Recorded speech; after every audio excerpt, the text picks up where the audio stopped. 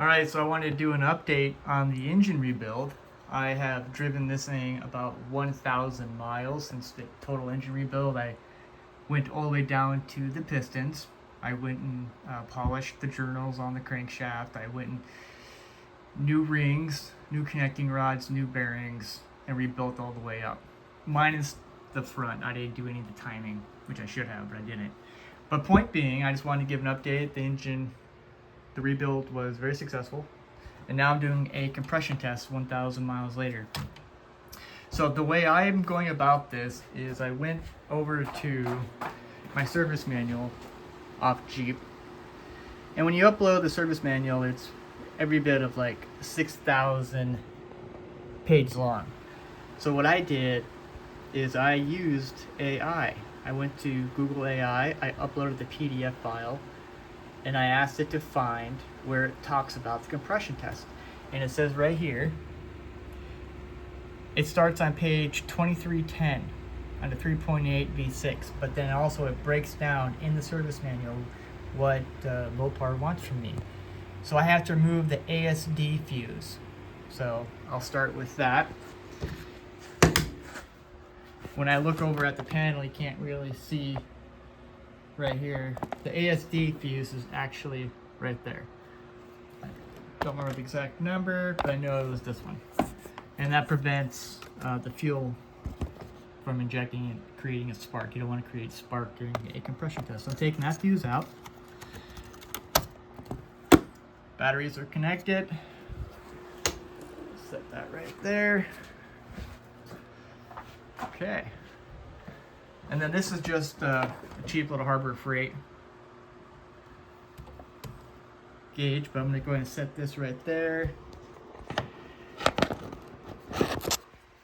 See if I can prop up the cell phone here. Either way, it'll hold its compression. It has a one-way valve in here, so after you crank it over the highest point, it stops regardless. Okay, so that's threaded in. This is cylinder 1. This is, not that it matters, but this is the minor thrust, and the passenger side is the major thrust. But you don't need to know that for this process. So I'm going to go ahead, and all the spark plugs have been removed, just to clarify. Okay.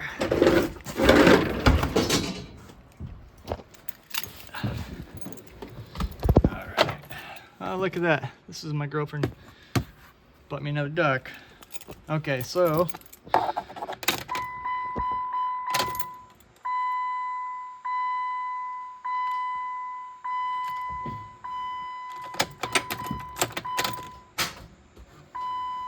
it's not turning over at all.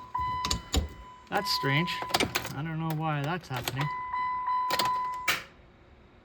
Okay, so there's obviously a short.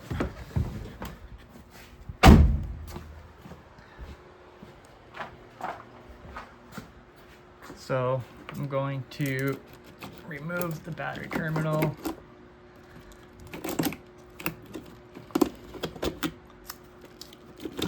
This is a problem I actually don't know how to solve. It happens every once in a while. I gotta remove both batteries terminals in order for this to work. Horn goes off. Typically.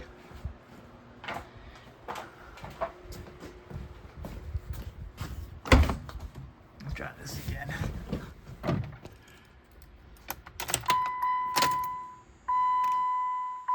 not even turning over.